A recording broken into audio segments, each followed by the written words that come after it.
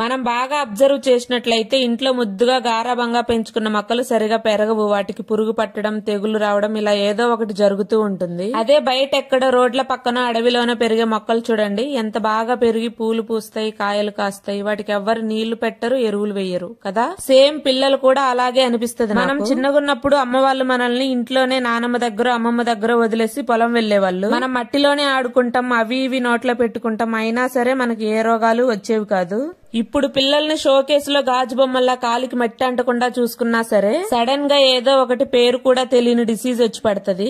ఆ డిసీజ్ ఏంటో, దానికి ఎలాంటి ట్రీట్మెంట్ తీసుకోవాలో మనకే కాదు కనీసం డాక్టర్స్ కూడా అర్థం కాని పరిస్థితులు వస్తున్నాయి. మనమే ఇన్ని ప్రాబ్లమ్స్ ఫేస్ చేస్తుంటే ఇంకా నెక్స్ట్ జనరేషన్ వాళ్ళు ఎలా బతుకుతారో ఏంటో. పప్పుచారుకి ది బెస్ట్ కాంబినేషన్ అంటే మీరు ఏం చెప్తారు? నేనైతే ఆలూ ఫ్రై అని చెప్తా. ఇదే ప్రాసెస్ లో మీరు కూడా ఒకసారి ట్రై చేయండి, టేస్ట్ చాలా బాగుంటుంది. వీడియో నచ్చితే లైక్, కుదిరితే కామెంట్, వీలైతే సబ్స్క్రైబ్ చేసుకోండి.